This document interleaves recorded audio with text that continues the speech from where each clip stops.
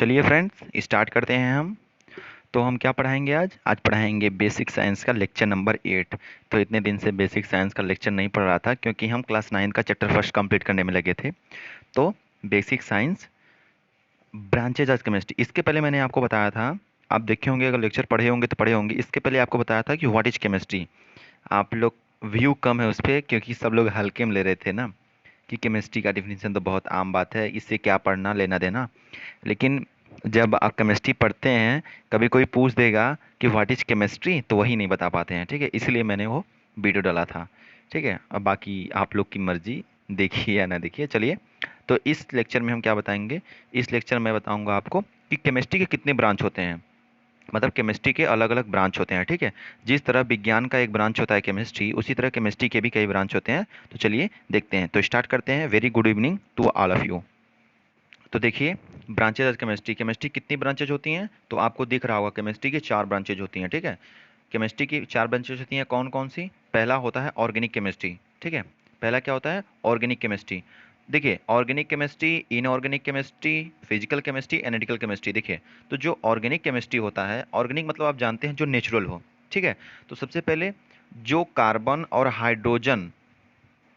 Carbon hydrogen वाले compound जो होते हैं, उन्हें हम ऑर्गेनिक कंपाउंड कहते हैं। ठीक है, तो उन कंपाउंड की जो केमिस्ट्री होती है उसी को बोलते हैं ऑर्गेनिक केमिस्ट्री। ठीक है, आपको पता है कंपाउंड क्या होते हैं?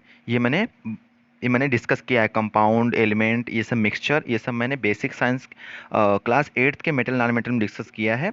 ठीक है, इसी बेसिक साइंस जाके प्लेलिस्ट में देख लीजिएगा। ठीक है, और लेकिन हाँ, मैं आपको बता देता हूँ कि ऑर्गेनिक केमिस्ट्री क्या होता है। देखिए, जो कार्बन और हाइड्रोजन के कंपाउंड होते हैं, कार्बन और हाइड्रोजन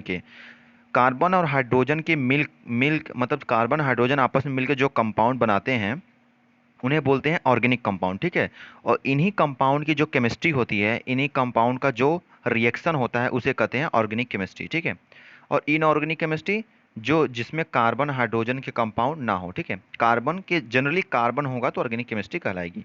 अब देखिए, अगर ऑर्गेनिक केमिस्ट्री का हम एग्जांपल लें तो आप देखेंगे CH4 को हम मीथेन बोलते हैं। क्या बोलते हैं? मीथेन। CH4 को मीथेन बोलते हैं, एक गैस होती है। ठीक है, तो इसमें C भी है, H भी है, तो ये ऑर्गेनिक कंपाउंड है। और ऑर्गेनिक कंपाउंड का क्या होता है प्रॉपर्टी? ऑर्गेनिक कंपाउंड अगर जो केमिस्ट्री दिखाएगा उसी को बोलते हैं ऑर्गेनिक केमिस्ट्री। ठीक है, जस्ट इसका उल्टा होता है इनऑर्गेनिक केमिस्ट्री। इनऑर्गेनिक केमिस्ट्री क्या होता है? जिसमें कार्बन हाइड्रोजन कंपाउंड ना हो, उसमें सिंपल ही होंगे, जैसे हो गए SO2 हो गए, CO2 हो गए, ये सब क्या है? ये सब ऑर्गेनिक कंपाउंड और इनऑर्गेनिक कंपाउंड है। ठीक है, चलिए, तो इसका टॉपिक वाइज इसका डिफिनीशन देखते हैं। अब 4 ब्रांच होते हैं: ऑर्गेनिक केमिस्ट्री, इनऑर्गेनिक, फिजिकल और एनालिटिकल। ठीक है, एनालिटिकल में आप सोच रहे हैं एनालिटिकल में क्या होता है? तो एनालिटिकल में लैब वर्क होता है। ठीक है, जैसे आपको कोई सॉल्ट दे दिया गया, तो आपको बताना है कि इसमें कौन सा एसिड प्रेजेंट है या कौन सा बेस प्रेजेंट है। ठीक है, तो ये अब लैब में जाएंगे तो इसका एनालिसिस करेंगे, तो आप बताएंगे कि ये एसिड है, ये बेस है। आपको जनरली पता होगा साल्ट कैसे बनते हैं। जब एसिड बेस आपस में रिएक्शन करते हैं तो साल्ट बनते हैं। एसिड बेस आपस में रिएक्शन करेंगे तो साल्ट बनेगा। तो वही साल्ट दे देंगे और पूछेगा कि साल्ट और इसमें से बेस और एसिड बताइए कौन कौन प्रेजेंट है, तो उसमें बोलते हैं एनालिटिकल केमिस्ट्री। चलिए देखते हैं। तो देखिए, ऑर्गेनिक केमिस्ट्री क्या होता है? देखिए, इसमें सीधे सीधे लिखा है कि organic chemistry deals with the study of chemical compound contain carbon. Carbon के जो कंपाउंड रहेंगे उसका अध्ययन करने के लिए जिस केमिस्ट्री की जरूरत होती है उसे बोलते हैं organic chemistry.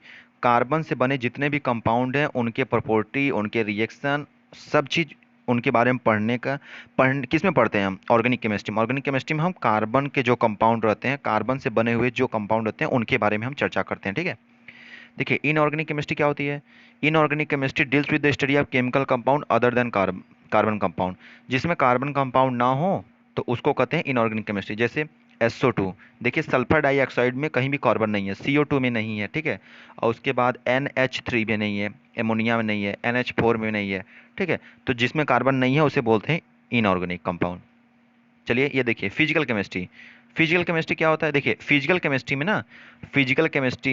The physical chemistry deals the explanation of fundamental particle, physical structural chemical compound. ठीक है, तो देखिए, फिजिकल केमिस्ट्री में हम उस कंपाउंड का फिजिकल स्ट्रक्चर देखते हैं कि किस आकार का है वो। ठीक है, और उसके बाद इसमें कौन कौन सा चैप्टर आएगा? इसमें केमिस्ट्री का एटम चैप्टर आएगा। एटम में क्या होता है? जनरली हम स्ट्रक्चर देखते हैं, उस पर बेस न्यूमेरिकल सॉल्व करते हैं। तो जिसमें compound, chemical compound, organic compound की चर्चा ना हो उसे बोलते हैं फिजिकल केमिस्ट्री। फिजिकल केमिस्ट्री में हम lots of numerical question solve करते हैं। अब फिजिकल केमिस्ट्री में क्या होता है, फिजिकल केमिस्ट्री के चैप्टर जैसे हो गए मैटर हो गया जिसमें सॉलिड लिक्विड गैस आएंगे, तो उसका स्ट्रक्चर देखते हैं हम लोग। और उसके बाद एटम हो गया, ठीक है, केमिकल बॉन्डिंग हो गया, ये सब आगे के चैप्टर हैं, ठीक है। और एनालिटिकल केमिस्ट्री क्या होता है, देखिए देखिए जो एनालिटिकल केमिस्ट्री होता है वो क्वांटिटिव एनालिसिस, केमिकल सब्सटेंस, ये सब लैब वर्क है, ठीक है। ये क्वांटिटिव एनालिसिस और क्वालिटी, मतलब वो कितना क्वांटिटी में कितना है, और क्वालिटिव उसका क्वालिटी क्या है, ठीक है। तो देखिए, तो क्वालिटेटिव एनालिसिस और क्वांटिटी एनालिसिस क्या होता है, देखिए यहाँ पे देखिए, क्वांटिटेटिव एनालिसिस होता है find amount of chemical substance present in sample.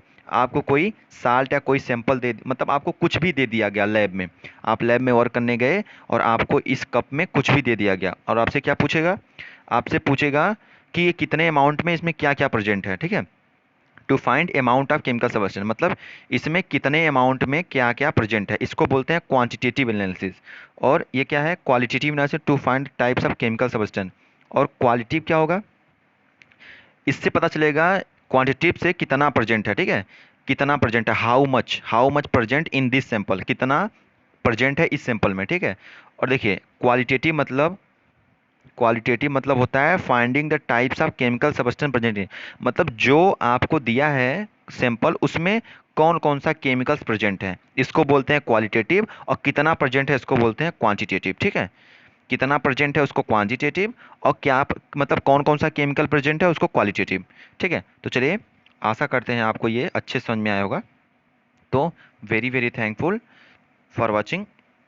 तो सब्सक्राइब कर दीजिए और आगे बढ़ाते रहिए इसको, ठीक है। और काफ़ी देर से आया लेक्चर, उसके लिए सॉरी। चलिए पढ़ाई करते रहिए, वेरी थैंक्स।